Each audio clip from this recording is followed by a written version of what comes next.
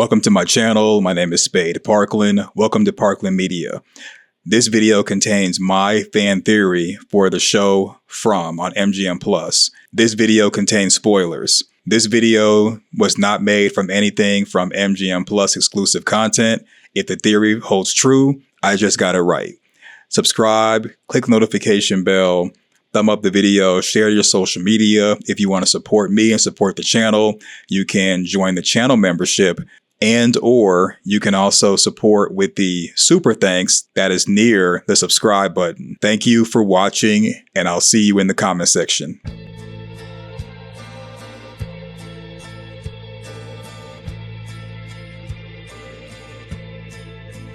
It works.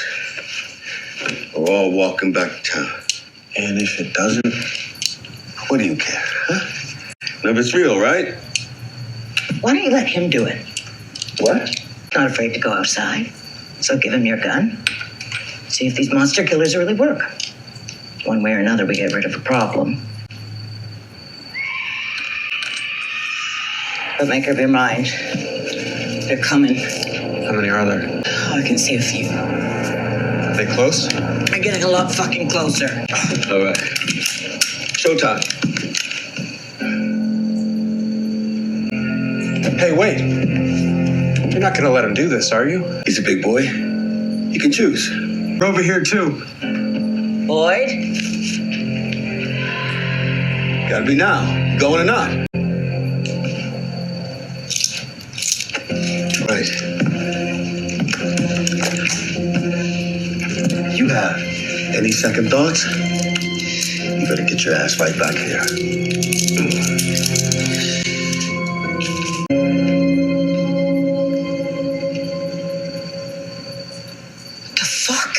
Hold on. What's going on? They stopped. They stopped here, too. What? But if something's wrong, they don't just do that. Do what? They don't just stop like that. For fuck's sake, you people are just crazy.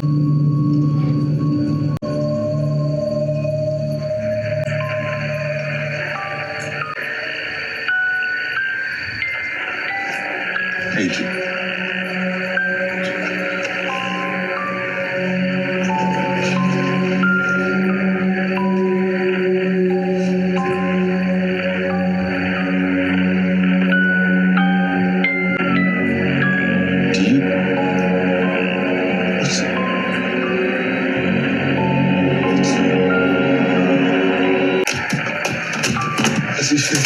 These are fucking pieces. How's it?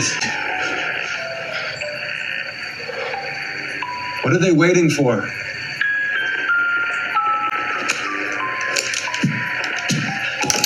What are you doing? I gotta go outside and see if this thing works. No, Boyd, you can't. Listen to me. I've heard this music before, Donna. And every time it plays, bad shit follows. We gotta get the fuck out of here, okay?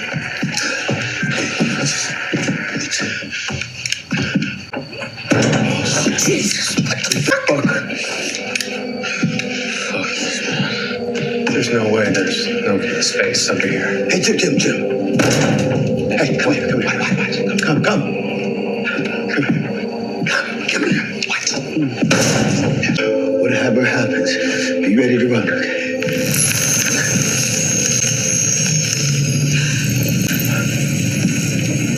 Oh, fuck this.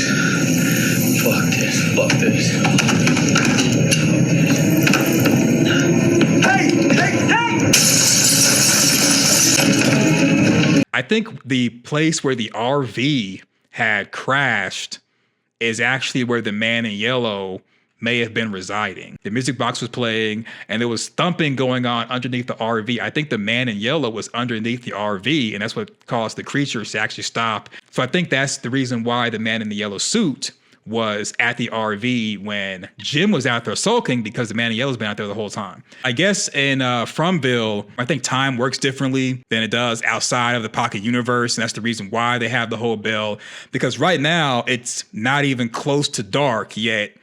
There's Boyd walking around with a bell telling people to get yourself indoors. And I think it's because like it'll go from this to pitch dark within minutes as opposed to an hour or two like it does outside the Pocket universe. Everyone has like this ritual of touching to make sure that it's good, making sure that it's up and valid, more like a reassurance, lying to themselves that they're safe when they're really not. You see how dark it got? Not like they have time jumps or anything. It literally goes from day to dark really, really quickly to where you need that whole bell thing.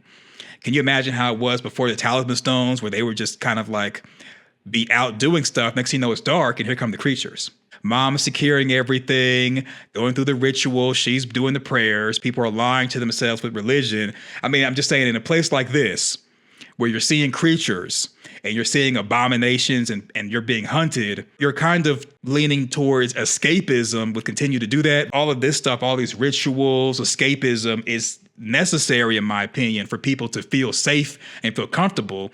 She's doing her prayers. The granny creature is knocking at the window, and you would think that Frank would go over this kind of stuff with his daughter, but he's derelict in his duties, and his wife is as well. That's Megan, that's the daughter, and Lauren Pratt is the mom. So the grandmother is very convincing to Megan. This is the iconic part of episode 1. We get introduced to an enemy who looks friendly. That's how we get you all the time. That's how they get us. That's how they get us. Here comes Lauren Pratt. You'd think that she would be running to the window to close it down and grab Megan. No, the mom is up there trying to negotiate and debate. Close the window. That's not your grandmother. Why are you not running to close the window, knowing good and well that there's a reason they have the blinds down? Look, Megan, you are the weakest link. Megan falls for the okie doke. Yikes. Yikes. Opens it up. Boom. Gotcha. Nah. Don't try to be all surprised now, Megan. You know what was going to happen. You wanted a friend to play with. This kind of sets up the whole Fromville situation. Julie gives Ethan the story of Norman, who dies by monsters. She's being cruel on purpose, and Norman dies. So to me, this symbolizes how the entity over Fromville, he's playing around with people. He's playing with people's lives for amusement.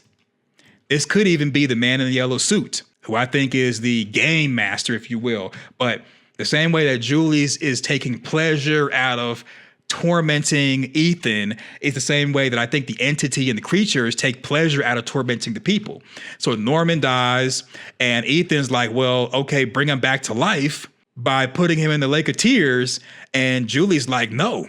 And I think this is foreshadowing that when you die in Fromville as a human, there is no coming back. Ethan's like, bring him back. What about the Lake of Tears? And Julie could bring him back, but she chooses not to. I think that the entity of Fromville could bring people back to life or prevent them from dying, but chooses not to because amusement. Tabitha lies to Ethan, and says that because monsters don't exist, then Norman cannot be dead. Tabitha and a lot of other people are going to be constantly throughout the series lying to Ethan, telling him that because monsters don't exist, Norman is still alive. It's to give him a false sense of security, no different than the false sense of security that the Talisman stones give you, as opposed to educating him that death is a part of life, everything dies, and maybe instead of having Norman, you could just have a new character and move on from Norman and just have the same toy, but call him Herman or something. So instead of giving Ethan the red pill and using this as a moment to educate him on life and death and how the world works, no, she chooses to give him the blue pill, chooses to lie to him because he's a kid, and that is going to be one of many reasons why Ethan has all the answers, but he's not going to share it. Look how Ethan's face lights up by hearing that, well, his characters are now back alive.